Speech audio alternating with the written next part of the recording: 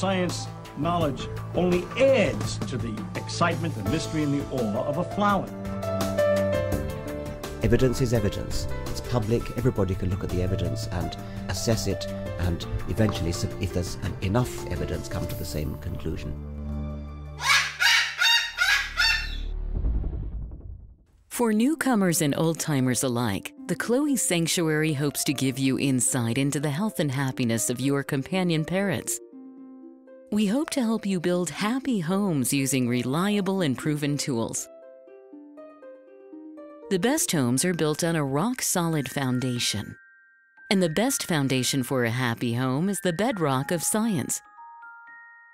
When we stand on the shoulders of giants, the scientists who have worked long and diligently to understand our companions, we can reach new heights of understanding. And understanding is the key to success. I think treated, most of these birds have a good prognosis, and I would say in... What does avian veterinary medicine have to tell us about our feathered friends? How can we prevent illness, see the signs of disease before it's too late, and care for our birds through ill health? What light does behavioral science shed on their nature, needs, and hopes? How can the tools of behavior shaping make our homes happier for us and our companions? Shake. How can we deal with biting, screaming, or other misbehavior? What is it like to live among parrots? Let them roam around about you and share a life with them. How much freedom do you give them? What happens if you form a bond of trust with them? Watch and see what understanding their true nature can do for you. Come with us on a journey as we do more than examine a parrot's world. We live in it. Make some popcorn and bring in a few wood blocks. Let everyone have something to chew and a comfortable place to perch. Cockatude is a presentation of the Chloe Sanctuary for Parrots and Cockatoos, a nonprofit charity dedicated to the empowerment of captive parrots and public awareness.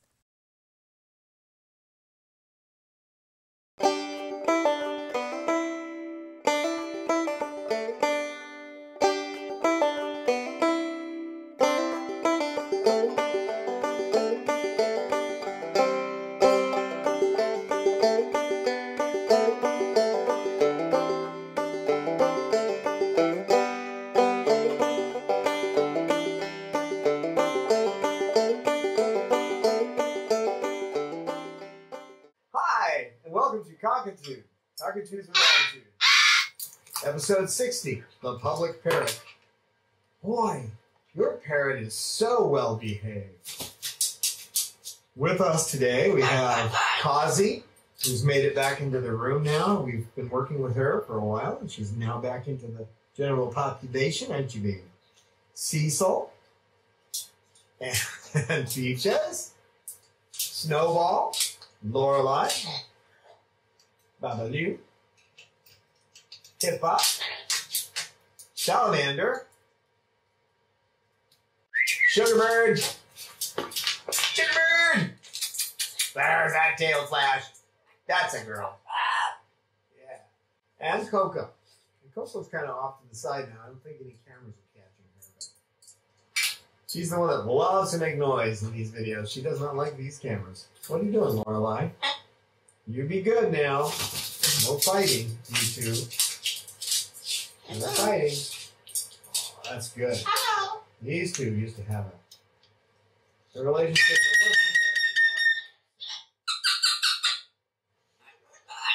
So one of the things that hi, Salamander. Hi, Mander. You tell him, Mander.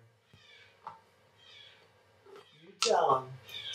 Yeah, you can hear Chloe in the background crying because she didn't get to come in here, but it's just one bird too many right now, especially with Chloe being the most aggressive of all the birds due to territoriality. Peach, you okay? You want to come over here, Peach? You all right? Why don't you go play? Oh, I could. I'm good at that kind of thing. Yeah. One of the things that I get, and I'll give you an example, that Dr. Young in San Marcos at the Discovery Valley Animal Hospital. When I take a bird to him, he almost always, without thinking, says, boy, this bird is so well behaved. And then he thinks, oh yeah, that's right, it comes from the Chloe Sanctuary. It's not magic. It's not that I have any special affinity for birds in general. Leave her alone now. Here, Cuz. Bob, be nice. She hasn't done anything with you today. Okay. You okay, Cuz? You all right? Okay. Everything cool? You being okay? All right. All right. Oh, you think that's funny that I'm talking to Cuz? Pippo, what's going on, kid? Hello. Hello, Mander. What's you saying up there? Hello. It's very similar to what, you go somewhere and you see these kids with these parents, and the kids are so well behaved and they're polite and say yes sir and no sir and yes ma'am and no ma'am. They're not constantly begging for stuff, and they're just generally perfectly behaved. And you can't help but make the comment, boy, your children are so well behaved. And that's because generally we don't see that in public. So I get that comment a lot. And you can see they're birds. They do what they want to do, and within certain limits, and we have certain agreements to behavior within certain, they can do this or that, and it doesn't cause a problem. But if they do something outside that range, then I'll gently guide them in a different direction. Most of the time it's gentle, isn't it? Pepper goes, I don't know. I just don't know. I haven't been along here long enough to know everything you do. Most of the people I know who have parrots, it's a different situation for them. They're nervous about taking their birds out. They have to take them to the vet, and the bird gets all freaked out, doesn't like to go to the vet, and these birds, the ones that have been to the vet a couple of times, they don't have a problem with it. Doesn't matter who they see. They're used to certain, and the reason for that is that they're used to certain behaviors. And also I have a certain mindset. So we're going to go through that. How I got them used to the idea of being handled by others. How I got used to the idea of them being handled by others. Okay? Because you have to get used to that idea to yourself. If your attitude when you're approaching the situation is you're afraid, A, they're going to bite the person, or the person's going to hurt them somehow, if those things are in your mind and you aren't prepared to deal with situations, then you're more likely to have problems, okay? But once you've dealt with each individual possible situation, kind of like going into boot camp. Yeah, I know. You guys are male and female. You don't need to get too close. You're doing very well, Snowball. Good boy. Good boy. He usually has a problem getting too close to Peaches. He gets a little aggressive, so you're doing very well today, Snowball. With the eye. You're being a good bird. They're always good birds, though. But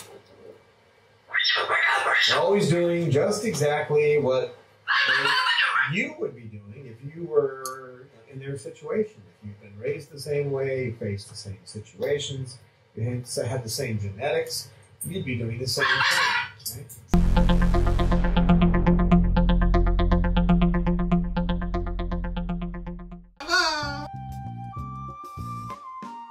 If you are enjoying our videos, we hope that you can find it in your heart to support our work.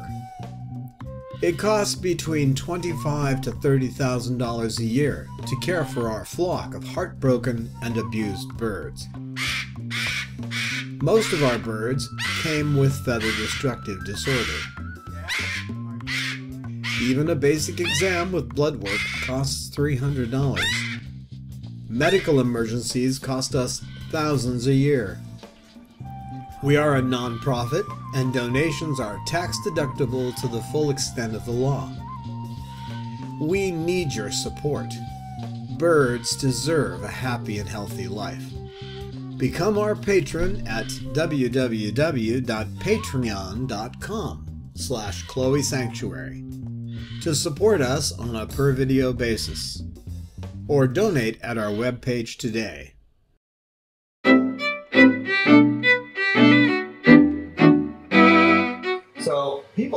walk up to me and, Lorelai, don't think about it. You're not going to eat the camera, okay? Yes, baby girl. Yes, you're my baby girl. Okay, you two, we don't want male and females doing too much down here. So let's not, okay? It's all right. It's all right, you two. Okay? Gently, gently now. Bob, don't do the head thing, okay? You trying to wake me up or what? Because you did. So people will walk up to me and say, oh, I wish my parrot was as well behaved, or I wish I felt like I could take my parrot out. I'm afraid to take my parrot out. So keep in mind that you need to do certain things to make sure that your parrot is safe, and also that the people that are going to be introduced to your parrot are also safe. And there's a certain process you have to go through to do that.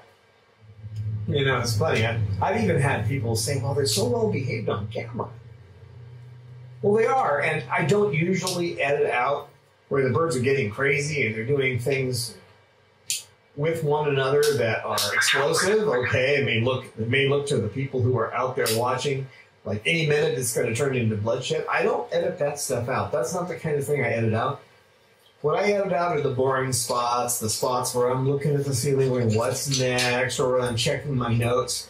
That's what I edit out. So when I do a video like this, I usually run it about 1 hour and 20 minutes, and then cut it down to 45. Sometimes it's hard to do that. There's things in there I want to have said, and I don't want to leave out. So editing it down and paring it down is tough. I try to keep in all the fun stuff the birds do. But people are telling me that these birds are so well behaved in your videos. And I look at the videos and I see the things that they've done during the episode, and often I'll think, how can they think that's well behaved? I suppose it's because nobody gets killed, and the situations that arise are fairly easily taken care of. Are we throwing things around? You okay? You okay, Peaches? Snowball, you be nice. Be nice, Snowball. You're a good boy. You be nice, okay? It's a good bird. You got your frisbees down there if you want to play. You do. You know you do, kid. Good boy. I love you, Snowball. My little buddy, I love you. He responds well to being spoken to like that, and of course, I feel that way about him anyway, so. But when you talk to them, they know you're talking to them individually. You watch it now, you stay away from the males. They know you're talking to them, right, Cecil? And they know when you want their attention. They don't always respond. Depends a lot on how you treat them when you call them, whether they're going to respond to you. So how does somebody teach a bird to be polite in public? How do you teach a bird to act in such a way where people are going to go, oh, your parrot is so well behaved. My parrot I can't take her out. How do you create that situation where your bird feels comfortable in public, where you feel comfortable having your bird in public? Well, you're going to start slowly. Okay, don't expect it to happen overnight, because it's not going to happen overnight. You're not going to turn a bird, I'm not going to say absolutely. Sometimes a bird just walks out in public, no problem. Cecil was like that. I've worked with him for a lot of other reasons, but when I took him out in public, he was perfect from day one. You want another one? This one. Everybody who meets him and talks to him for just a little bit is afraid of him. Okay, they don't want to touch him. He goes out in public and he wouldn't hurt a fly. He doesn't even intimidate anybody when he's out in the environment. So he went out first time, no problem. But again, I'd worked with him on other issues too, so he knew me and he knew what to expect. And that's what you're going to do. You're going to create a student-teacher relationship. And that's where you're the student and the bird is the teacher. And you're the teacher, and the bird is the student, and you're going back and forth like that. They teach you something, you teach them something, and you just keep that relationship going like that. So let's talk about what you're going to teach your bird. Okay, so you're going to be the teacher, and you're going to teach them about yourself and what you expect out of them.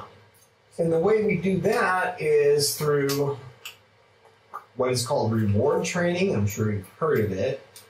We give them a reward for what they're doing. It's actually it's not really a reward. We call it reward. We speak generally about a reward, but it's a reinforcer, okay? I'll give you an example of a reinforcer. If you're freezing outside, you go into a warm room, okay, you're not going to want to leave. If you walk into it's freezing outside, you're hungry, you go into a room where there's food and it's warm, you're not going to want to leave. So your behavior is going to be exemplary if you want to stay in there. You're certainly not going to upset anybody or try to get someone mad at you so that they kick you out of the room. So that's what a reinforcer is. It reinforces your behavior. So you learn reward training, or better yet, you learn applied behavior analysis, which is learning all about behavior and learning tools. Hi, I got those wings out and I can't even get that on camera.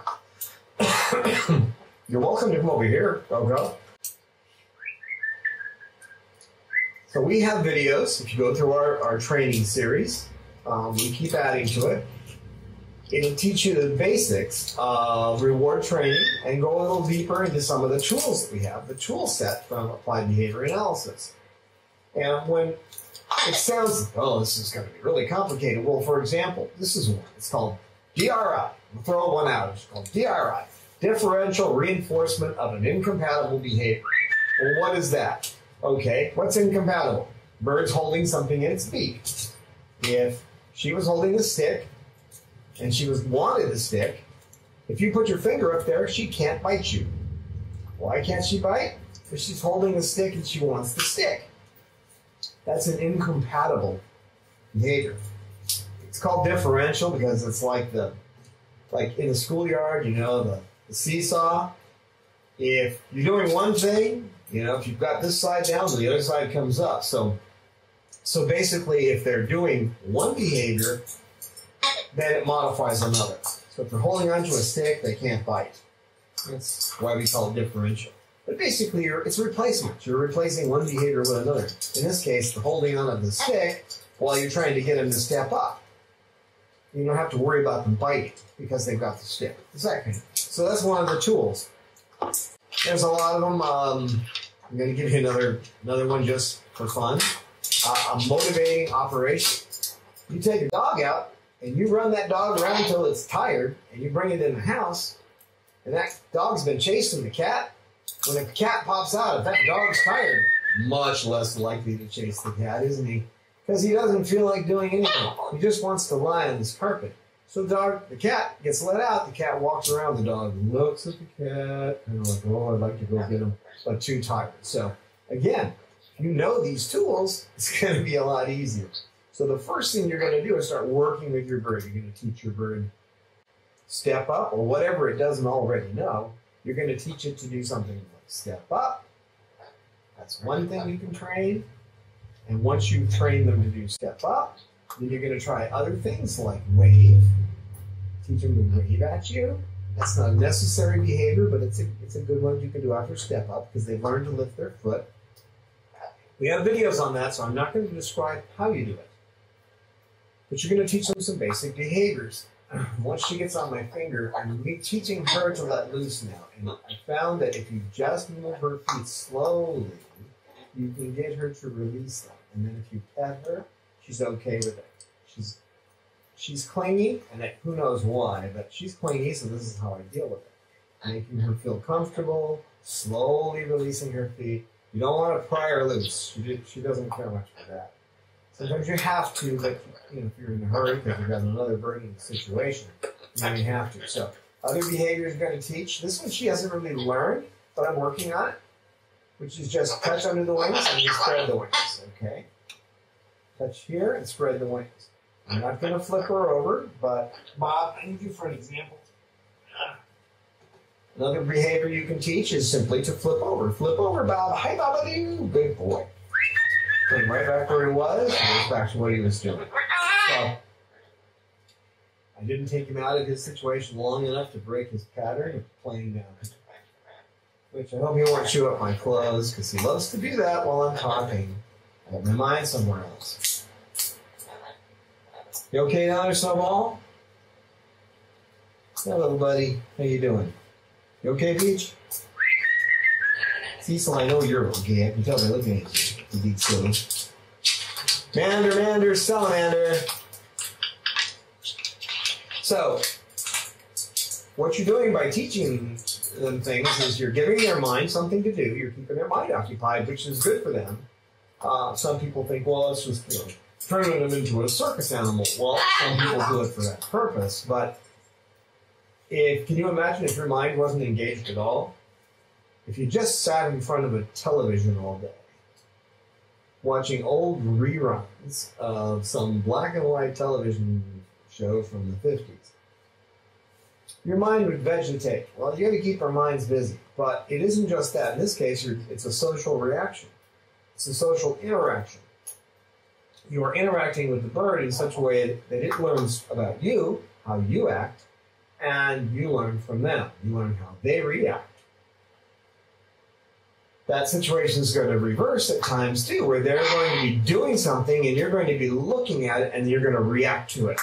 Okay, they're going to be a good example when the first time Chloe climbed down my chest, turned her head and almost put her face on something she wanted. I mean, that's how much she had to do to get me to realize she wanted something. That was the beginning of her training. Now all she has to do is look at it like this. And I know she wants it. Or if she does that, she does it. So, what are you doing back there? Are you hiding? Okay. You can be hiding, I'll be shivering.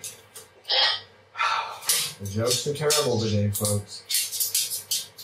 So, this training, this interaction will help you to feel comfortable with your bird. You'll learn about your bird while you're training it, and it will learn about you. Peaches is an amazing personality. Her daily maintenance requires dedication and mindfulness. She requires 2 forms of medicine, 7-course meals, and effort to entice her to eat. Extensive preening every day, special tools to trim nails, constant attention to her vocalizations, daily walks, and twice-yearly checkups due to the possibility of impacted feather follicles and the nature of her spinal injuries. It seems a common misconception among the general public that parrots are like toys in a toy box. Nothing could be further from the truth. They are complex creatures. Recently, scientific studies have shown them to be at least as intelligent as chimpanzees. Every captive parrot needs special humans who will dedicate themselves to understanding them, those who know their species as it lives in the wild, special people that understand their social, mental, and physical needs. They need to be understood for what they are, and not as merely human companions, as circus performers to bring smiles. Peaches needs all this and more. She is our special girl. Will you help us care for Peaches? Please make a donation today at our website, chloesanctuary.org. That's spelled CHLOESANCTUARY.org.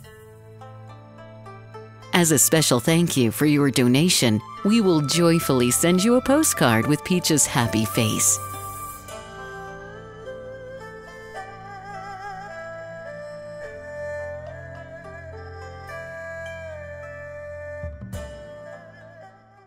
Teaching your bird these behaviors, veterinary behaviors, like flipping over, putting out the wings, opening the beak. This is a good one too. See, opening the beak so you can look in the beak.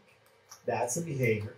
Now, if you are comfortable getting them to open their beak and looking in there, if you're comfortable with that, you're going to be less afraid of being bitten. It just comes with the territory. Once you're used to handling a beak and you're comfortable with it, you're rarely going to get bitten. It's going to happen. You're going to get bitten here and there because you won't understand.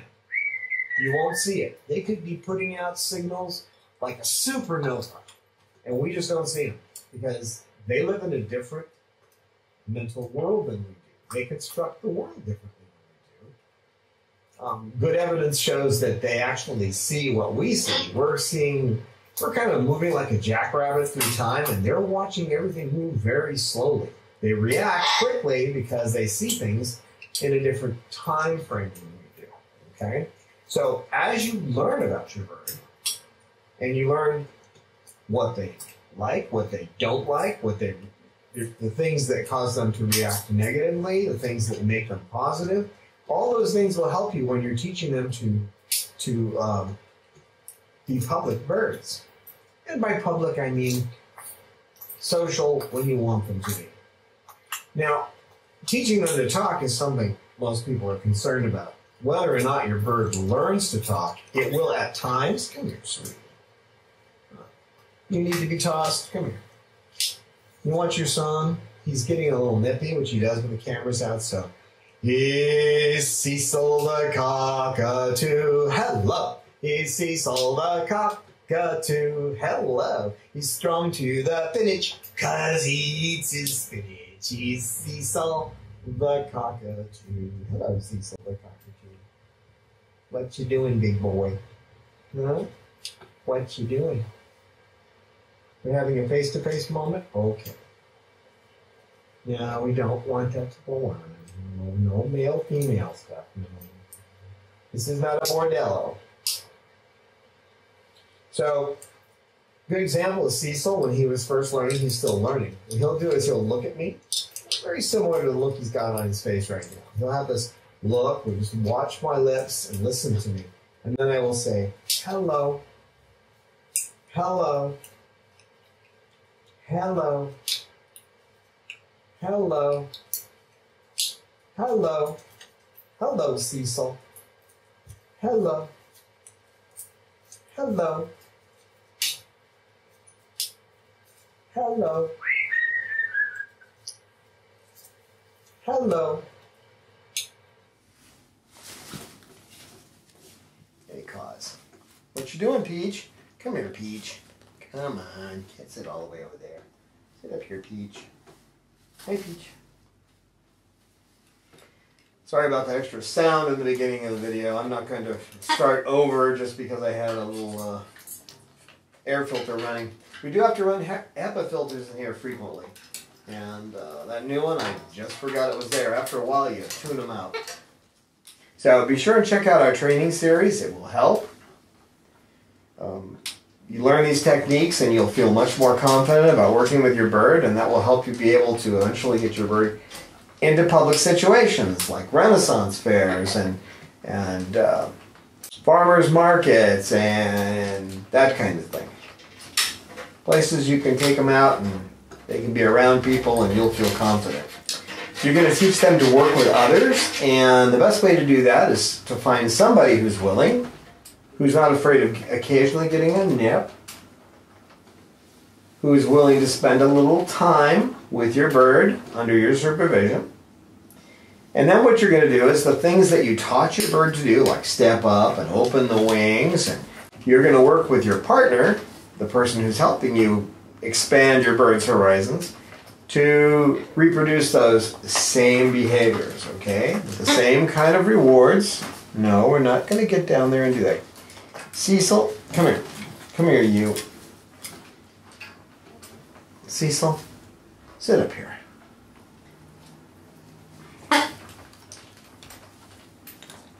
He'll just throw it, probably. Trying to get... That's a little incompatible behavior. Incompatible with going after a female is holding a toy in your face. Right? There you go. So you want to start off slow, probably with step up. And then what you want to do is have them step up, hold them for about 10 seconds, have them step up again, hold them for about 10 seconds, just go back and forth and back and forth. Have them step up, and then step up, and then step up. Just keep repeating the behavior, okay?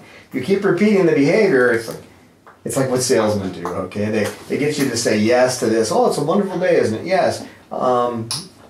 They just ask you questions that make you say yes. And then are you looking for a stereo today? Yes. That's how they play it. Just keep getting that reaction. So what you want to do is the step up, step up, step up, step up, step up.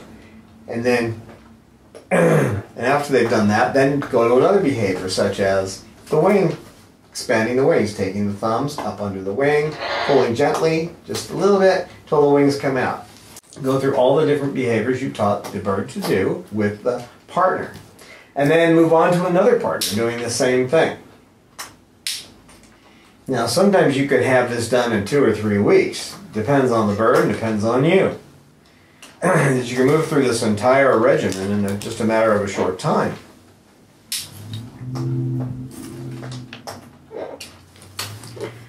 It might take months with some birds. As I've been working with Roman, after I toweled him because he had to have some medicine, he doesn't even want to see my hand. Well, now it's taken me some time, but now he's actually eating peanut butter from the back of my hand, which means he's no longer afraid of my hand. So, Bob, leave her alone. Bob, it's all right, Peach. Cause, sit up here. Go on, up here. Go on. Bob, get back to what you were doing. It's all right. Go on. It's okay. You okay down there, Pippa? All right. Bob, it's all right. You don't have to net nanny that. What are you doing, Pippa? You just want to sit there? Okay. My tongue. Now this is training the bird, okay? This is working on training the bird. No, Lorelei, get out of there. Go on. Lorelei, get off there. Laura, thank you, Snowball. You're not going to do that, Lorelei. No. Okay. Good boy, Snowball. Good boy. So there's things you have to teach yourself, too. And in some ways, it's easier to teach your bird than it is to teach yourself. And again, our training series will help with that. The first thing you need to do is to teach yourself to observe. And I like to there's one movie that sticks in my mind here where Deborah Winger is saying to Anthony Hopkins, well, what do? Walk around with your eyes closed? Get out of there, Lorelei? No. Thank you. Good girl. You're a little minx, but you gotta behave. Snowball? No, Snowball? Good girl. Good girl, Lorelei. Good girl. Don't you mess with Lorelei. Don't you mess with Lorelei, cause. Come here, Lorelei. Come on. It's all right. Come here. Sit down here. On my knee. There you go. You're not going to mess with her. You're not. You like to chase her. You're not going to chase her today. So what you have to teach yourself is to observe and to learn how your bird reacts in different situations. In this situation, I know that Cause tends to chase Lorelei. So Cause likes to sit on my shoulder, so I've got her up on my shoulder. I'm using my hand to play with her beak to get her attention off of trying to go for Lorelei. And then I'm working to keep these two males away from Lorelei all at the same time. So if I can juggle that, you can certainly juggle 1 or 2 birds, right? You can figure it out. But again, I know what I've learned, the bird. I know the bird. I know how the bird reacts in different situations. And I know things I can apply to alter the situation, to make the situation less volatile, as it were, or to bring out the best in the bird's reactions. And we're all not the same person in different situations. We're not the same person in different situations. So, if you're standing at an airport waiting to get on a plane, you're going to be in a different frame of mind than if you're at Disneyland, right? And it's the same with them. So you need to know how they react in different situations. And part of that will be just taking them out. Now, once you've got them trained in some basic behaviors, you have worked with partners so that they are able to take cues from people other than you, then the next step is to take them out, okay, and observe. Observe their behavior. Put them in a harness. That'll be fun too. The aviator harness does come with a DVD that tells you how to do it. If you know your bird well, you should be able to get that harness on them. I don't recommend any other harnesses. That's the only one I would ever use. I tried all the others, and I don't think they're safe. I think the aviator is a good, safe harness. One of the reasons is if they fly off, that harness will rotate. You're not gonna crack their neck or jerk them around. It will slowly slow them down. So if they fly off, they'll come down in a nice gentle curve to the ground, and the harness will turn around in the process. It makes it safe for them. So that's a learning experience for you and the bird too, because you're putting something around their neck. If you can do that, which you can, if you just persist and do what the DVD says, and use our training techniques. The training techniques used in applied behavior analysis and reward training. If you use that, you can do it. So once you got them in a harness, you take them out. That may be just to a local park, walk them around for a while, someplace that isn't populated with many people. If people come up, you don't let them touch the bird, because you haven't got that far yet, okay? Take them out for a while, take them here and there, get comfortable just taking them out, watch their reactions. If they look up like this, they're seeing a hawk. Doesn't matter whether or not you see it. A bird looking up like that is usually looking at a hawk. Remember that your eyes are nowhere as good as these guys. It's almost like we're snails and they're humans, you know? They see so much better than we do. So if they look up, there may be a bird a mile above us, but there's a bird up there. Just trust me on it. So be sure to keep your bird close to your body while you're out, and so that something, if it was diving down, couldn't get them. That's important.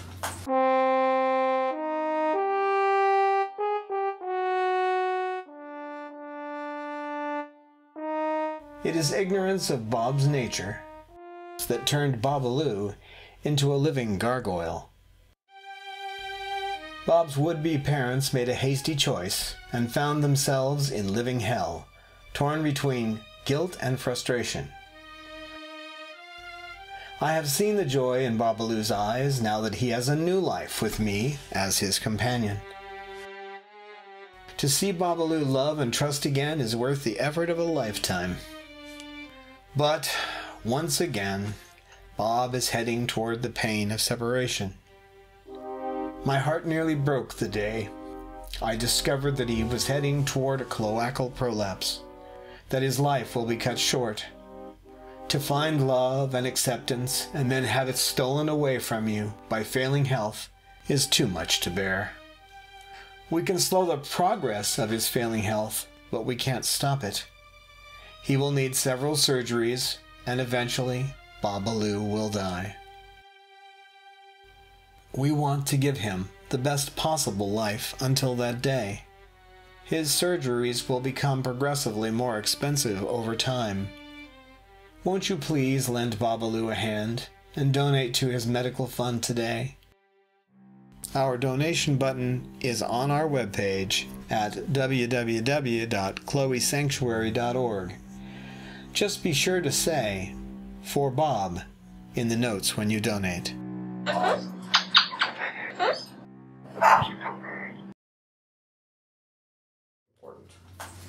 Watching those eyes will tell you a lot. But again, you're observing behavior. And I'm looking around, I'm observing behavior all over the place right now. I mean, I've got all these birds while I'm doing this talk to keep my eyes on. So, and to be aware of what they're individually doing, where they are, and what kind of behavior they're in. Once in a while, I'll lose it when I'm talking to the cameras, and I won't catch birds doing behaviors, mating behavior, that kind of thing. Not necessarily mating, but getting into the behavior that would lead to it. I'll miss it because I'm focused on trying to describe something. Not that they don't see me doing that and use it to their advantage. So once you've had them out and you feel comfortable that you know how they'll react in different situations, and people have come up, you haven't let them be handled, but people have come up and you've shown them the bird and you've watched your bird's reactions, Then you're ready to bring in one of the partners who was training with the bird and bring them along and have them carry the bird for a while, and then you carry the bird for a while, and back and forth. So your bird gets used to the idea that different people can hold it. I'm not saying you have to do this. You don't need to take your bird out and let them get handled. It's not something you have to do. But the socialization is good for them, and it makes them more likely to be able to be handled by people. And in the long run, they live so long, that's a good trait for these birds to have. So even if you're just taking them to friends' homes and getting them used to being in a different home, in a different environment, and being around other people, that's something that's valuable for you and for them. You don't want a bird that's so totally fixated on you. You don't want to be a little god that has your worshiper, right? If you want that, you can get a dog. Okay? You want some animal that's just going to go, oh, you're the greatest thing in here. Well, then get a dog. With these guys, you want them to have the freedom to interact with everybody and to form their own relationships. And Peaches has her friendships with people. Cecil has his friendships. Cause does too, and Bob. Babaloo. He's got friends, but he doesn't have many that will hold him. Right, Bob? Just me. Because you're such a horrible monster. I mean, you're obviously just wanting to kill everybody.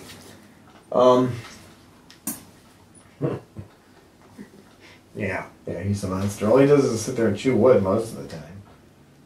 It's important to see their actual behavior, not just what you think. So you shouldn't be, this is part of our training videos, but you shouldn't be going, oh, my bird just hates people today, doesn't want to talk to anybody. No, your bird is, you describe the behavior when people come up, they turn away, they look away, they look like they're trying to get away, or they lean forward and open their beak, lunging. Those are the kind of behaviors you can describe.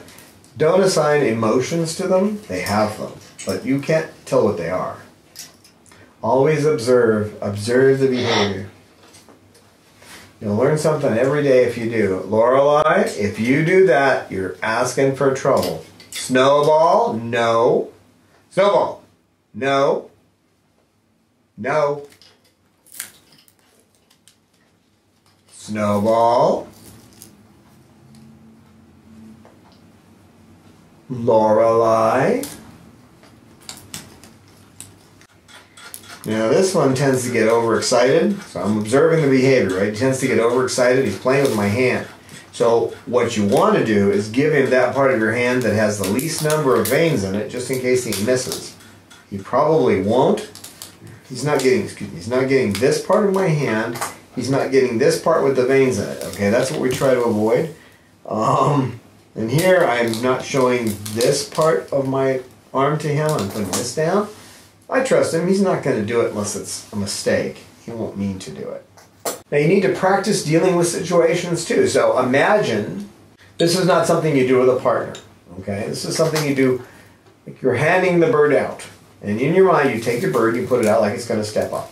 Now in your mind you imagine that the person who has their arm out pulls it away because they're afraid of being bitten. So you think, well, the first thing I've got to do is tell the person that my bird will often now he's getting too wild, all this stuff here. My bird will often open its beak and put its beak down on your arm to come over. Hey, my bird doesn't have arms. It's got to do something. And if it's a long reach, it's not going to be able to reach its feet over. It's going to put its beak down. So if they get their arm closer, the bird will step right over and that solves that problem. So what you do is you try to tell them, I'm going to put the bird very close to you, right? I'm going to put my arm right next to yours and the bird's going to walk over. Just tell them that. Okay? Sometimes your bird will still put its beak down. That's just what they do. Now, if that person pulls away, you have to know what to do. So what I'll do is I put like my arms like this. In case something happens, I have this arm here to catch the bird. Okay? The question here is not so much that you trust the other person, but you trust yourself that you have the right responses. Okay?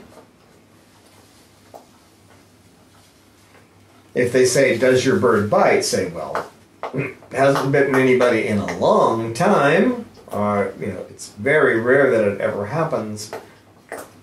But you want to let people know that that potential is there, that there could be a bite. Okay.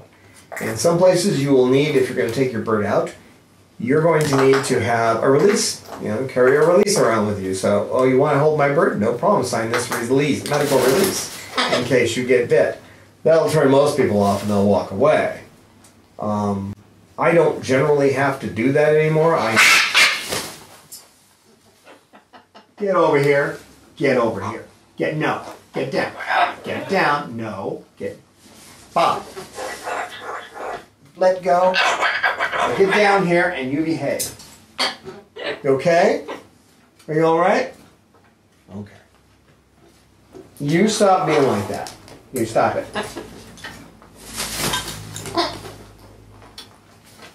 You stop it. You back off. So you need to know what you're going to do in different situations. Let's say your bird becomes scared and it's trying to get away and you're trying to keep it from getting away and it reaches down to bite you. Well, if you twist your arm in the same direction they're coming with the bite, they have to step back and that stops it. So again, know what you're going to do in every situation. Try to plan it out. Okay? My bird gets scared, tries to fly off, how am I going to deal with it? Even though they're in a harness, if I'm in a situation where it's a lot of people around, I will hold that leash closer to their neck so they can't really get out of my hand. If it's a more open area where there's nobody close, I'll let it loose more so that if they do want to fly off, they can. That depends on the situation, but you want to kind of just plan it out. What if the person pulls their arm away? What if the person's holding them and gets scared and starts to drop them? What if Cecil decides to go sit on their shoulder and they're afraid of having a bird sitting on their shoulder? Come here. No, leave her alone. Snowball. Snowball. No. Snowball. Snowball. No. Sugar, come here. Sugar, what are you doing? You need to go over there? All right. Snowball, you leave her alone.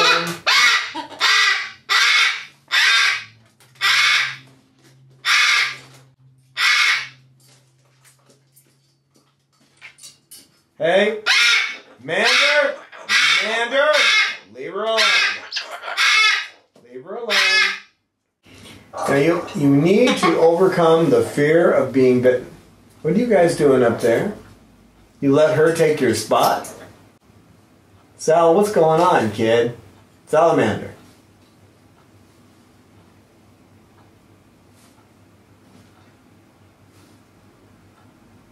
Hi, Pippa. What are you guys doing? Hey, leave her alone. Stop that.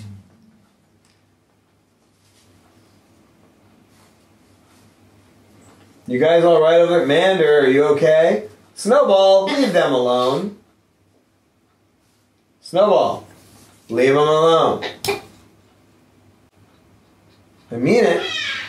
I mean it. Leave them alone. Good boy. Good boy. So you have to overcome the fear of a bite. I've yet to see anybody who's lost a limb. You can get some pretty tough bites. It can happen. But once you learn them and you start working with them, training them, observing their behavior, you'll get to a point where it's not a problem. You're not going to get bit. So at least you're not going to get anything more than a little nip. And 9 times out of 10, they're just trying to get a point across and you're not listening. Right, Kaz? One thing that helps to overcome the fear of being bitten, too, is have a good medical kit. Have everything you need to bandage yourself if something happens. Not only do you need one for them, you need one for yourself. Okay, so the one for yourself should have bandages, big and small bandages, has alcohol swabs, antibiotic. They don't really have anything that's going to affect you unless they had psittacosis, which you've had them tested, they want to have that. So it's not something you have to worry about. We have stuff on our skin, though, that we don't want punched into our skin.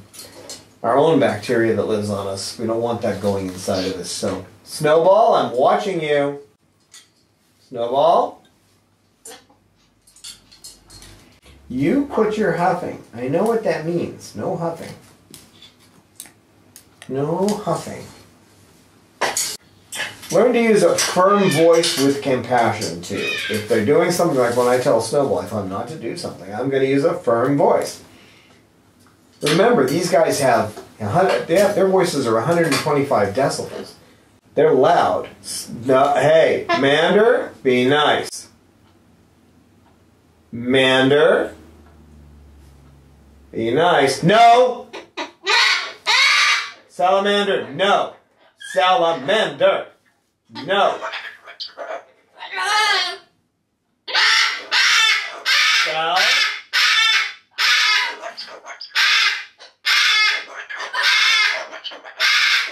You behave. That's a good boy. That's a good boy. That's a good boy. You play.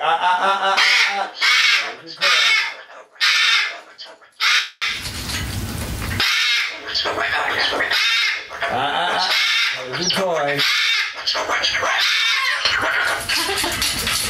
Now that's the spot. Coco. That's enough. That's enough. No, that's enough. That's enough. Cut it out. I'm just covering her eyes. She gets going when there's cameras out like this.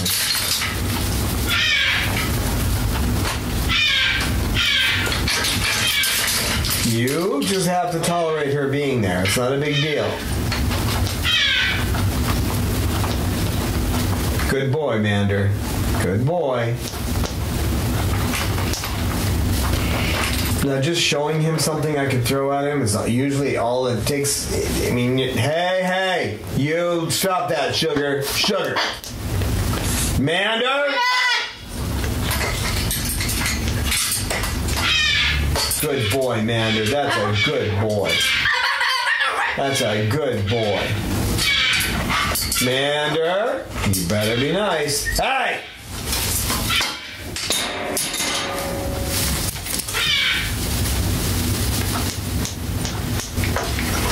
Well, I gotta go get her out of there. Just sit right there. Come on, Sugar. No. Come here, Sugar. Come on, Sugar. No! Come on, Sugar. Get down. Get Sugar.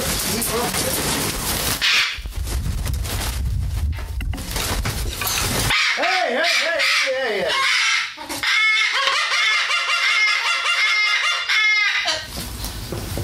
Mom.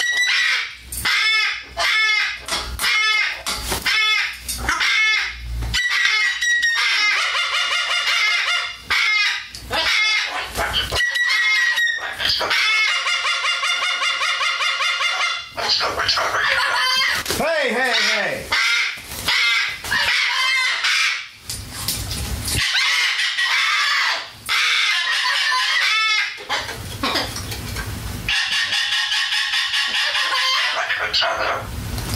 You're not helping.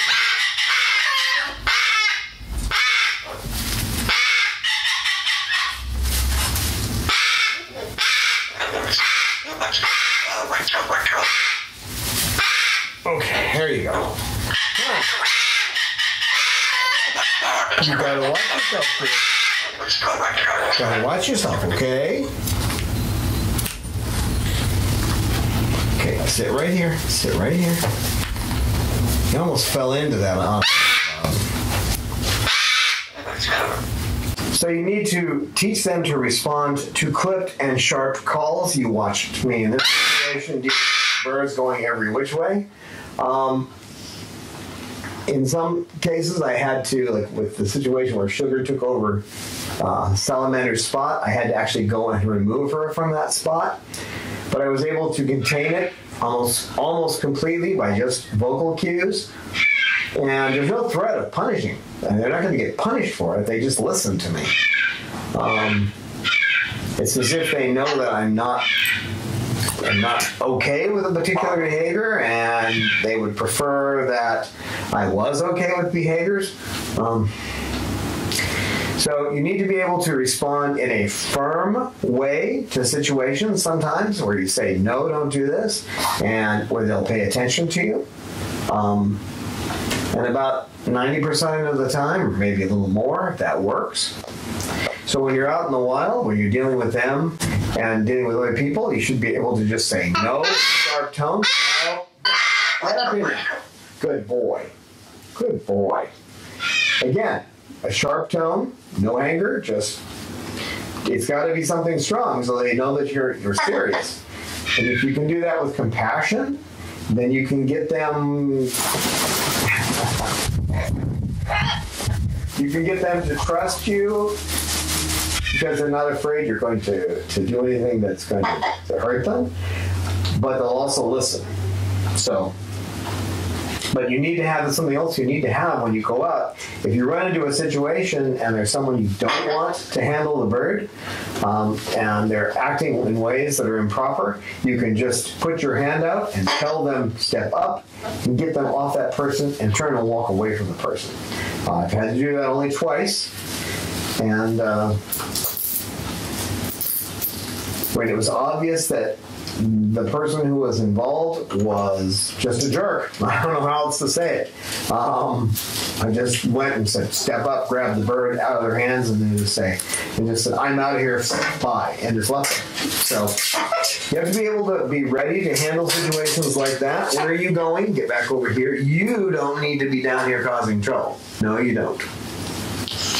You be good. You be good. No, you leave her alone. You leave Sugar alone. That's nice, Pippa. I like it when you do that. It's not, say, what, 79 in here. It's not that bad, but it still feels good when you do it, kid. So you need to have that ability to be able to speak. Get back over here. It's not funny. You need to leave her alone. Calm down. Calm down. Good girl. That's a good girl. She likes being held like this, so if I hold her like that, she feels comfortable and she calms down. You quit huffing. You're not going to go after Shug Shug Bird. Shug Shug Bird is not going to get chased. It's a good girl. Decided to come over and be with us today, sort of, didn't you? Decided to move around, getting bored sitting in the same spot. I'm glad. Usually you sit in the same spot when it comes to the cameras. So when the cameras are up, she does not move around much. Today she actually challenged Salamander. So by taking them out to different places, just repeating the process, go to this place, go to, like, take them to a particular park, walk them the same way around, spend 5-10 minutes there. The next time you go, spend a little longer so you can take them out for an hour. Then introduce them to people one by one. Start with a partner, someone they've already worked with, and then start to blend in other people, best if you know them at first. And then eventually you can take them out to things like Renaissance fairs and farmers markets. And she does not like anybody close to her face, so you're not going to do that, okay, Todd? She doesn't like that. You're doing very well, considering that you haven't been in a big group in a while. This one's only been in a female group now for a few days, where she was back in the groups. And she's doing well for this video, aren't you? Yeah, a few little problems, but you're doing okay. Don't you, Cause? What are you huffing about? Hey, she's not going to hurt you. Back up. Hey, it's all right. It's all right. This one gets so scared. This one gets so scared. It's all right. I'm right here. I won't let you get hurt. It's okay. So you're going to go through this whole process, okay? You're going to train your bird to do basic behaviors. Stepping up, putting out the wings, and flipping upside down, and opening the beak so you can look in and see inside. See, she hasn't been with me that long. She'll let me look in. Yes, she will. Then you're going to take those behaviors and you're going to train them with some partner, and then with another partner. And then you're going to, at the same time you're doing this, you're going to be working on your own observing and your ability to observe, so that you can know what your bird's reactions are going to be, how it's going to act. Bob, quit trying to eat the couch. You did that the last video. Let's not eat the couch. Not. Once they're comfortable with other people, then you can take them to other people's homes, go to one of the partners' homes, and they can react there. Once you feel comfortable there, you can take them for walks, short walks at parks or places where there aren't too many people. Don't let anybody touch them at first. And then bring one of the partners in and have the partner hold them for a little while, a couple of minutes while you're walking, and you pass the bird back and forth so the bird gets used to that. Then the other partner, maybe all three of you can go somewhere and expand your horizons. And you can, people come up and you can tell they're very interested, especially if it's a bird person. Somebody says, oh, I've got birds. And if you're saying, you know the laws in your state, if you have to have them sign a waiver, if you're more comfortable doing it that way, do it. Because you don't want a lawsuit, believe me. I take these birds out. If I take them out, I'm not carrying any waivers with me because I know how they're going to act. You'll get to that point, if you work with them, you'll get to know how they'll react in every situation. And then once you've done that, you can take them to start taking them to events. And find spots in the events where there aren't a lot of people so they can relax a little bit. Be sure you get them enough shade if it's hot, or enough sun if it's cold, so that they don't, when I say cold, I mean, if it's in the 60s, they're going to need get some sunlight and some warmth. If it's in the lower 80s or the upper 70s, they're going to need sun, they're going to need shade. So after a while, you'll find that you can take your birds with you, and it's great. And they're more socialized, and you're always going to have some interactions. You see in here, I've had to deal with tons of little interactions. That's what's going to happen. You just have to know your bird, and there's no better way to learn your bird's personality than actually training them and working with them and observing. I hope that what I've lined out here makes sense. Wow, your bird is so well behaved. Oh, my bird could never come out like that. And you can look at them and say, well, yes, you could teach your bird to do this. You could. And then you can tell them how. So anyway, who's going to say goodbye? Cause you haven't been in here in a while. You want to say goodbye? You do? Okay. Well, say goodbye to the people. Say goodbye to the people. Okay. Thanks for watching. We'll see you next time. Bye. We welcome your feedback on our videos. We look forward to your insights, tips, questions, stories, and pictures. You can email us at cockatude@chloesanctuary.org, reach us on Twitter @ChloeSanctuary, and join with us on our Facebook Chloe Sanctuary page.